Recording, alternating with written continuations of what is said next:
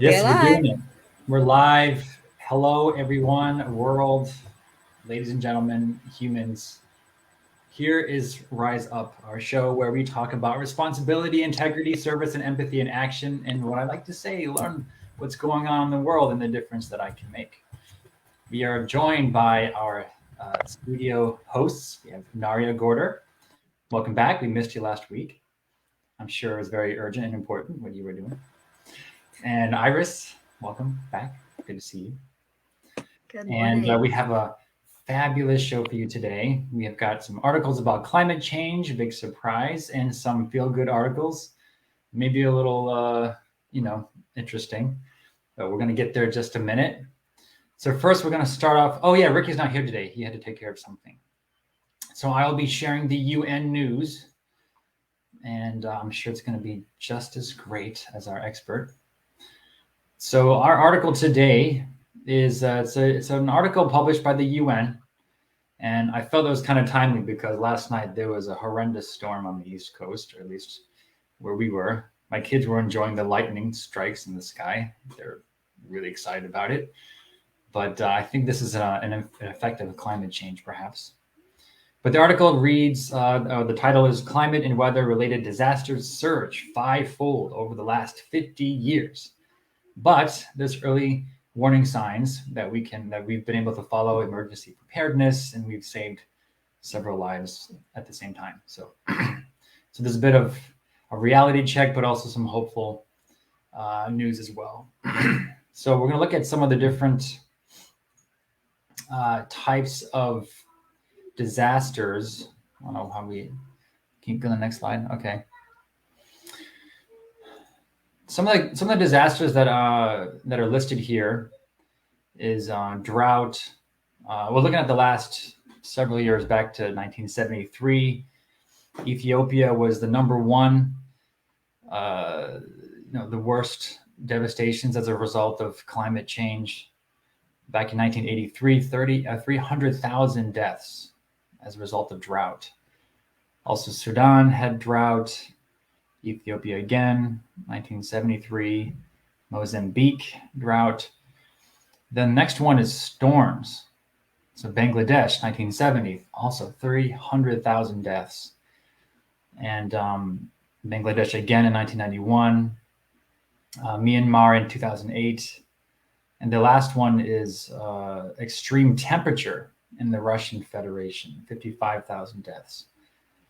And then floods also in Bangladesh and Venezuela.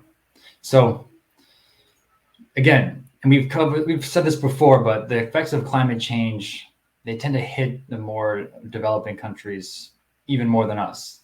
So even though we may not be feeling the impact in America, maybe a few storms here and there, maybe a little bit hotter summers, but in other nations, it literally is costing lives.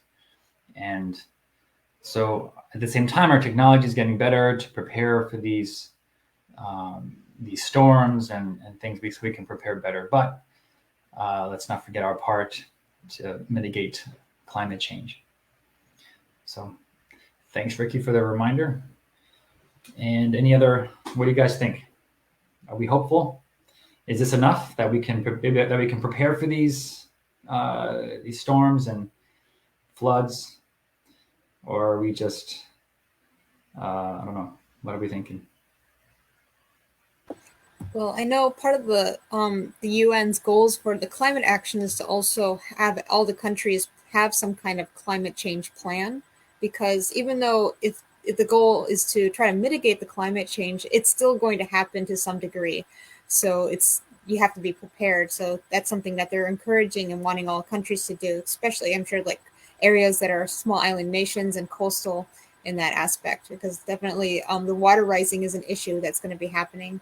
And seeing also, I think when we think of climate change, our first thought is global warming or the atmosphere is warming up. The icebergs and everything are melting. Our sea levels are rising, but like you just showed, it's not just that. It's extreme weathers. There's extreme drought. There's extreme flooding. There's extreme storms in weather and temperatures. So it's everything climate related. So it's good to be able to share that so that people get a bigger picture. It's like, oh, it's not just sea levels rising. Like I live in the middle of a country with no coastline, I'm okay. No, it's not necessarily the case.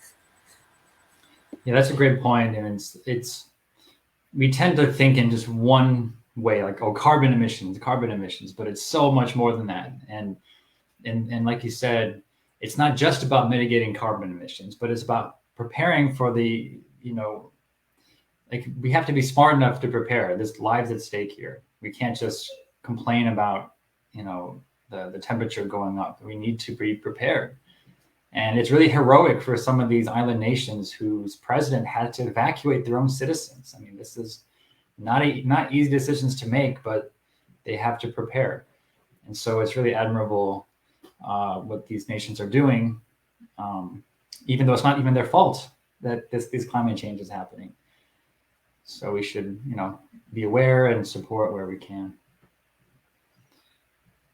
Right, exactly. And on that point of supporting where we can, I mean, it's one thing to say to all the countries, okay, prepare for these climate change, for these effects that we're anticipating, but there's only so much that developing nations can do to prepare for those because of lack of resources that they have to create the safety and precautions that they need. So in terms of more developed countries taking on more responsibility, we could offer our resources, offer our finances to support all these other nations that are suffering because of our actions. So like we were saying last week or a couple weeks ago, like as individuals, we can do our best to watch how much electricity we use and things like that, or being more mindful of like travel, using public transportation versus like your own personal car. But then as a nation, as a government, we can provide our finances, our resources, and help these other nations to build what they need, the forms of protection that they need in order to survive and adapt to the way the UN is asking everyone to, for the sake of everyone's future. So, yeah, I mean, it doesn't make sense, at least in my mind, for all these developing countries to struggle to make ends meet, to figure out a way to protect themselves when it wasn't even them who caused the issue in the first place. Yeah. No, we definitely need to have take some kind of action, and it starts with understanding the problem, and kind of like what we're saying now is people think kind of so one-dimensionally, but it's such a it's a worldwide systemic. Our whole world is kind of running a certain way, and that has to shift, but it doesn't shift dramatically. We kind of have to understand all the dynamics, the political, the economic, the it sounds like academic. All these different fields need to work together to get a holistic view of the situation. And so that's why I love synergy so much, because when you have people, young people in particular, thinking about this problem, thinking about possible solutions, throwing them on the table, and you have no idea if that idea could actually just dramatically change the face of the earth or not, without putting it out there. So I really implore all of us to, consider how, form your own opinion about climate change. Understand that there's not one way, not one solution, and not one view of the problem either.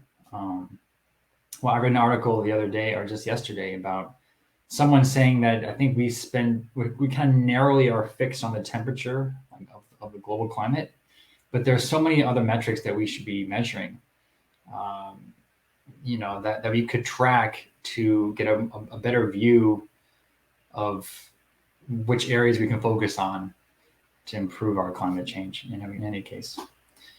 So, all right, that is on you guys out there listening to sign up for Synergy. I can't say it enough. I think if you want to make a difference, you can give $2 to something, or you can give a priceless time that you have to consider an idea that you could present and offer to the world. So putting that back on you guys out there. So thank you, Ricky, for the story. Let's go to Iris now for our happy news today. Interesting happy news. Thank you, Melhan. As always, I share these stories every week to inspire you, to help in whatever way you can, to give you hope that there is still happy and hopeful activities going on in the world. And yes, there is still a reason to be hopeful in humanity. And one of the stories I'm bringing you today is about this company called Viva Vita. Now, the founder and CEO, Carly Berryman, in 2017, she's the person all the way on the right side of the picture there. She had an idea that would basically change the care system, not the care system, but the way that we take care of our seniors in our nation using virtual reality. What? So if you don't know what virtual reality is, it's basically this computer the size of like the small computer that you put on your face and you look through it and you're able to see a ton of other worlds. It's like jumping into a TV is Carly's explanation when she brings this technology to seniors. But the goal of this company and of Carly is to improve mental wellness and quality of life for seniors everywhere. And especially during this time of COVID-19 and a time when like travel is limited, and especially with our seniors being high risk of suffering from COVID-19, it's an incredible way to bring the world to them and help them improve their mental wellness, help them feel like they are experiencing life and getting to pursue the opportunities that they never thought that they could, like seeing the Eiffel Tower up close or seeing paintings in the National Gallery in London and being able to touch them and feel them. I mean, it's incredible the work that she's doing. So yes, they started this company right before the pandemic hit in 2017, and then they started.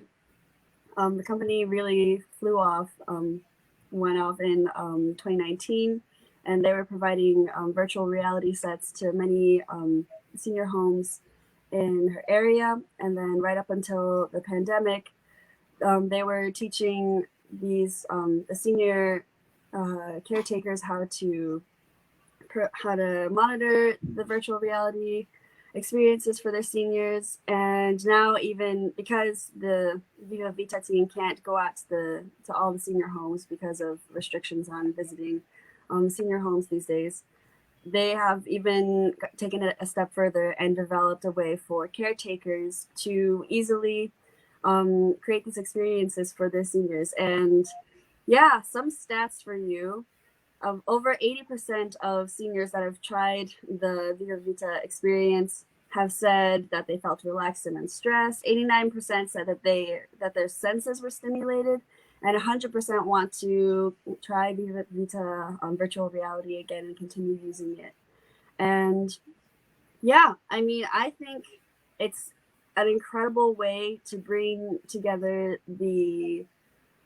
our elders who have supported us and brought our society to this point of having this technology to explore the world, and then this technology benefiting them and giving their life a new sense of purpose and fulfillment, and bringing back that excitement again. I mean, I think you feel your youngest when you're excited about something and excited about the experiences you're in.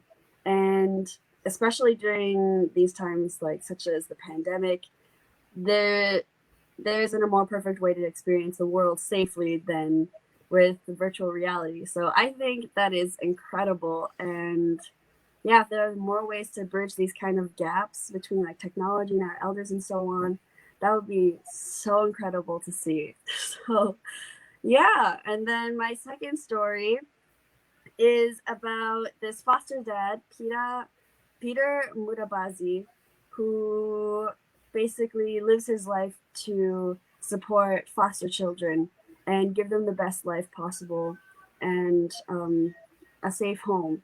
So Peter Mutabazi, he was born in Uganda to an abusive father and then ran away from his home actually at 10 years old when right around that time, after he ran away and was living in the streets in Uganda, a Good Samaritan took him in and took him to the UK, educated him there, and eventually he made his way to the US. And because of all of this help and support and safety that he received from this Good Samaritan, when Peter Mutabazi built a life for himself here in the States, he determined that he wanted to do the same for other foster children. So since 2017, 2018, he has fostered I believe around 20 children or something like that. Wow. Between 10 and 20 children, actually a dozen, which is crazy to think about, fostering so many kids in such a short period of time, and even adopting one of them, Anthony, who was so excited to become Peter's son.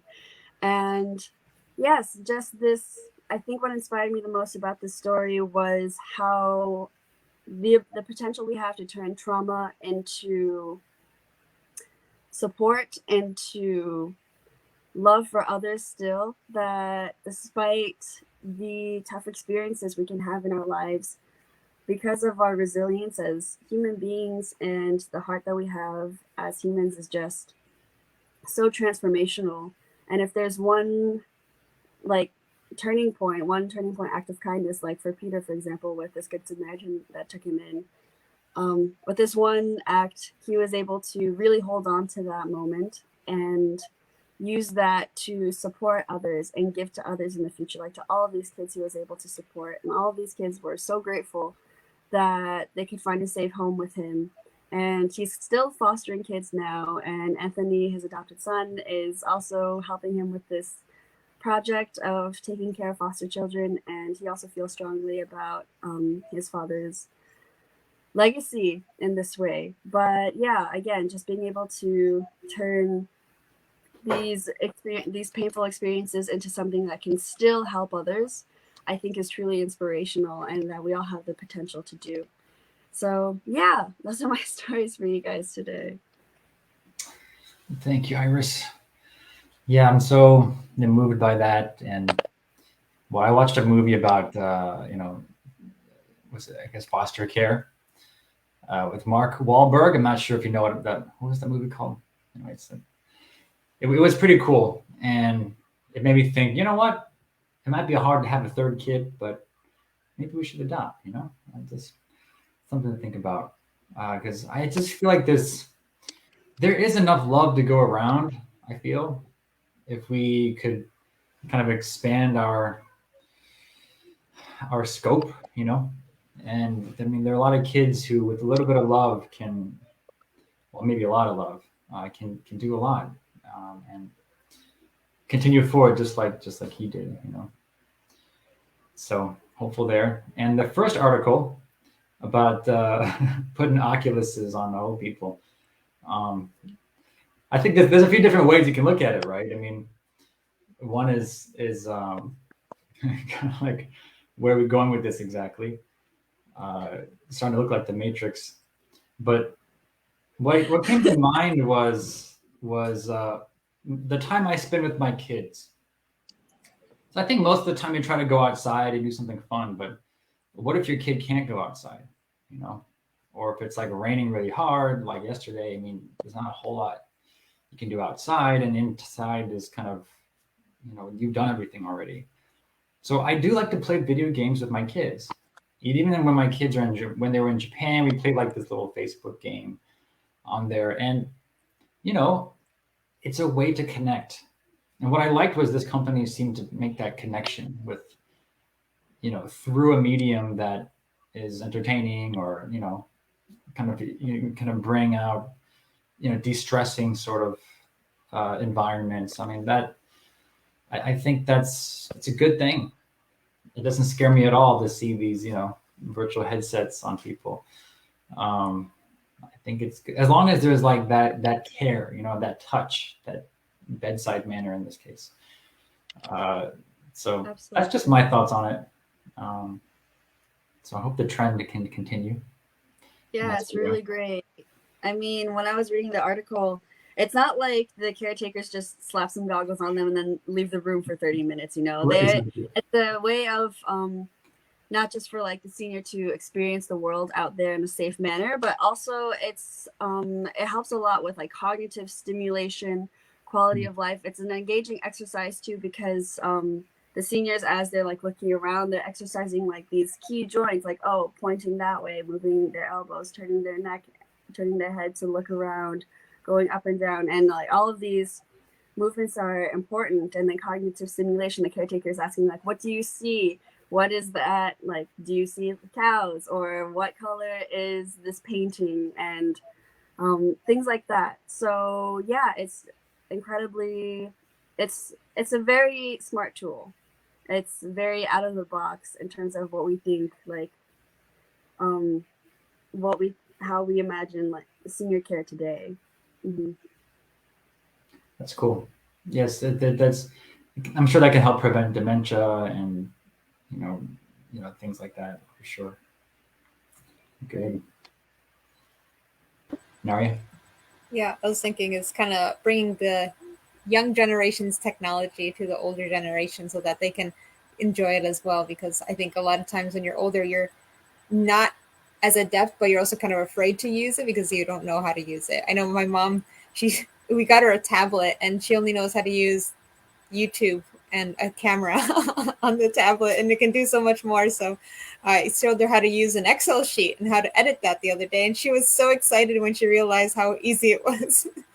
But so that see being able to see that, I think it's true using the virtual reality. You kind of have like also negative connotations to like things like virtual reality and video games, thinking that, oh, that's like too much, like, and you don't socialize in that way. But hearing how they're using it, it's like they are socializing and also being able to interact and communicate with each other using that makes it a lot more enjoyable and more healthy in that way. But I remember the first time I tried a virtual reality goggle, my husband, I don't know where you get the little like video simulation, but this one was like basically you're standing in a little pen full of little chicks, like chicken babies, chicks, and like you could squat down and basically get at their level and like see them up close. And I was like blown away, like, whoa, this is really cool. I didn't know, like, how do you even like film this kind of thing to get to turn it into a virtual reality? So I can't imagine all the cool features and aspects and places that you're able to see and do using those goggles.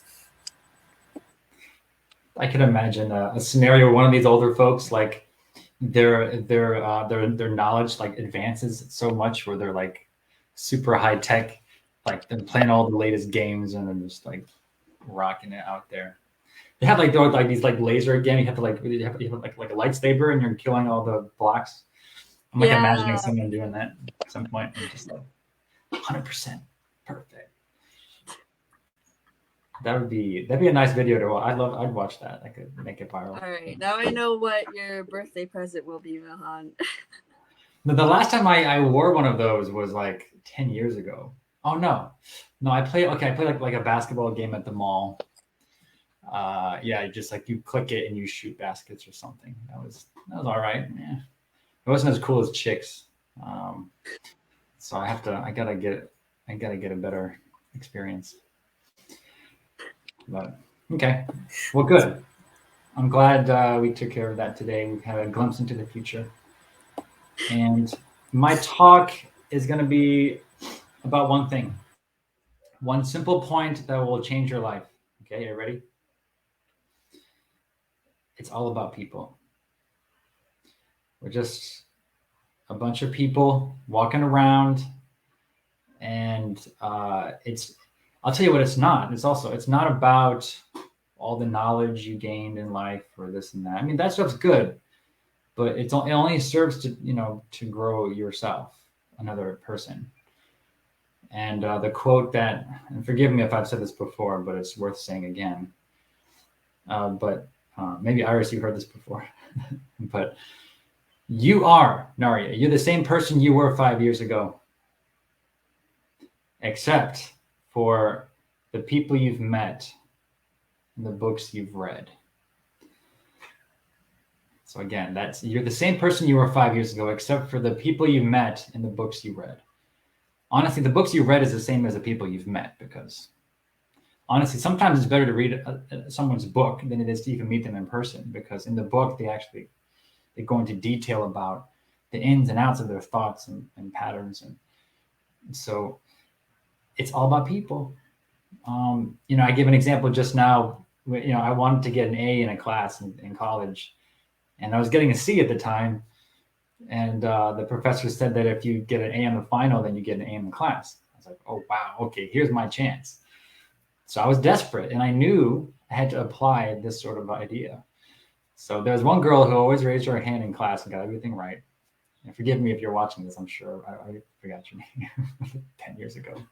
But I was like, okay, I'm going to sit next to that girl and be her friend. And it was really cool. She was really friendly. We went to office hours together. Long story short, I got an A in the class. And so again, it's like, it's about who you know. It's about, like, it doesn't matter even what school you go to. It's not about the school you go to, or about the diploma and what the name is on there. It's about which professor did you get to know? Which professor, took you, to the place that you want to go. I'm always really happy to hear when friends of mine, they're still in touch with their college professors, because that's really what it's about. I'm still longtime friends with my professor. Whenever I message him on Facebook, he always responds. And no matter how busy he is, or all the, everywhere he's speaking and all that he's doing. So yeah, it's just a reminder that it's about the people. It's not just in your professional world, but also in your personal life, your family, your spouse, your kids. At the end of the day, they're the only thing that matters. And it's because of them you got to where you are. So good to, take care of that ball that you're juggling with extra care. So that's it. Hope you enjoyed it. Thanks, Bahan. Because I think everybody on the show already knows about me. I write down all sorts of quotes and whatever, and I still have that one written down here. Oh, from back when you first heard it? Yeah. And I look at it every day. I'm just like, okay, well, first off, I have to read legit books. Being a Gen Zer means books are almost irrelevant, and I need to work on that. So I have to read more books, or at least more than the 0 books that I have read in the past year. And I need to be more, I don't know, I guess open with meeting new people, or allowing myself to be, I guess, a bit vulnerable to other people. Like you were saying, asking for help from this one student in your class. I mean, sometimes I can be a bit too proud in that sense, personally. So I don't want to be a proud person. Yes. Yeah, I don't want to be so prideful my entire life, because I don't see how that's going to work out for me in the long run. So yeah, I guess through that experience, through like this specific example, experiencing humility and acknowledging the strengths that other people have that I don't, that I could learn from, then that'll help me to become a more well-rounded person in the future, I guess. And yeah, I mean, the people we do meet definitely have an impact on our lives, and like by that logic, we have an impact on other people. So why not make a good impact? It's the common question I always ask. If someone says they're stuck, or they don't know what to do, or they're feeling, I don't know, depressed even, I just ask, like, what books are you reading? And typically they're not reading any. And I'm like, yeah, I would be depressed too. I mean, I'd be you're just wallowing around in the same old. That's the human side of you is saying, I need to get out of here. I need to, you need to expand. You need to, practice your freedom. That's what life's all about, is getting more freedom. So, yes, allow someone to open doors and show you what's new. And it's infinite. There's infinite inspiration and new experiences waiting to happen. So, but of course, sometimes it's nice to be depressed and just, sometimes that's nice because it's a little more relaxing and whatever. But too long, yeah, you start to rot. So yeah, be careful. Yep, definitely. I think it's more of just like letting your emotions out. To feel like you're supposed to be happy and an exemplary person all the time, then yeah, maybe it's occasionally okay to act and behave depressed, but I wouldn't say it's necessarily healthy to always be that way. And I would try to not, what's the word? Just kind of spew all of that onto your significant other. You know what I mean? The tendency, or your family. the tendency is like all that stuff you described, like the emotional, like, wow, like I can't take this anymore. Sometimes you put it too much on the people you love, and it's hard to take after 10 years. So yeah, it's interesting. You got to keep that in mind, but Yeah, being mindful. I mean, I think you are more than allowed to express your emotions because you deserve to be heard, and your emotions deserve to be released so that you can continue moving forward with your life. But regardless of like whether you're happy or sad, angry, depressed, always be mindful of where that energy goes. yeah, exactly. It's keep a harmony within your world, and there's a balance that you can you could basically spread your negativity around, not just one person. Spread it evenly. I agree. And catch up with an old friend, for example. That's not a great way to do that. Like I have a friend I grew up with in Iowa, and we were just talking the other day, just laughing and laughing. It was such a release of all the emotional toxins I've been carrying. So try to spread it across even different people in your life. I'm not sure this is making any sense or if this is actually useful, but maybe you can relate to it. All right, let's wrap up with Inari. Any final word? I know. Yeah, well, just want to remind everyone about the synergy events. So, please hold while I try to figure out how to share screen and talk at the same time. You can do anything if I know you. Yes. Okay, hold on a second. That's not quite how are you. All right. Yes, I have no idea how to do both of these at the same time. I'll bet you're taking care of Max. You're setting up. You're doing this. No, this not quite. call, and you're still trying to do this video all at the same time. I'm sure it's no problem. Oh, hello. Welcome back. Sorry, 1 second. Well, again, I am super excited about Synergy, and we're kind of lining up some guest speakers, and we're starting to reach out to schools, some possible judges, and it's. I think we're going to make some serious impact this time around. All right, you all can see this. But yes, we're getting on the ground in New Jersey. Yeah. Okay. So some exciting news. We finally confirmed our 3 judges who are going to be our guest judges for this event. This again is for this is national for any young person between the ages of, I believe, 16 to 30. So our judges, we have represented from the New Jersey Department of Environmental Protection, Mark Rogoff. He is the lead educator with the Office of Public Outreach and Environmental Education. And we have Jody Jameson. She is the project manager for the Hackensack Riverkeeper, which is a environmental protection and also river advocacy group here in New Jersey. And then we also have another New Jersey River group. We have Lori Howard. She's the chair of the board of trustees for the Passaic River Coalition. So these are all people who are kind of experts in their area, especially here in New Jersey. They're residents and locals of New Jersey and understand the environment and the waterways. So they will be our guest judges for this upcoming event. It's going to be October 2nd. Deadline to submit a project or an idea is September 25th. So it's coming up quick. So if you're interested, like please keep that in mind if you have a presentation you want to submit. Oh, and by the way, there's like $3,000 in cash prizes and grants for projects for those who win. We have our second Synergy event coming up. So this is October 16th. The deadline to submit a project is October 9th. This is on the theme of local climate action initiatives to model and share. So we were talking about climate action earlier and climate change and how that's such a big issue. So we want to encourage students to think of ideas that they can do in their local communities that they think can be multiplied to other communities here in the U.S. So we have 2 age categories. We have high school students and undergraduate students, and first through third place for both. We have the judges aren't confirmed yet, so those details are yet to come, as well as the amounts in cash grants. So this is, I think, all I have for you.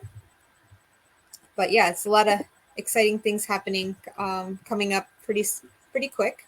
And Oh, one thing I forgot to mention is that we also have the Youth Heroes Awards, which is now open. You can apply for it if you go to our website at yspsa.org and look at the awards section. And yeah, you basically nominate a young person, has to be a resident of the US. And if they've done something impactful for the community or are very serving and you think they deserve to be recognized, you can send a nomination. So a person can't nominate themselves. It has to be somebody else nominating them. So that's just the rule there. But yeah, and the age range is, I believe, 40 and under. So yeah. Yes, it's super prestigious, super internationally acclaimed. So you definitely give someone a chance to get this award, I think. And you can nominate people. I mean, even if you don't know them perfectly well, you can still, if you feel someone is deserving, you should nominate them for sure. Although right. there are a lot of detailed questions you have to answer about them, so you wouldn't need to either find out or get to know them. Hey, what did I just talk about? You know, the people you meet, you know, this is maybe the person you need to meet. All right. Well, thank you, Naria. Yeah, this is important work we're doing. So let's keep it going. And so thanks for joining for Rise Up today. We'll see you next week. And take care. Great. We'll see you on Synergy. I'm looking forward to your application. Yes. Okay, bye. Bye. Take care.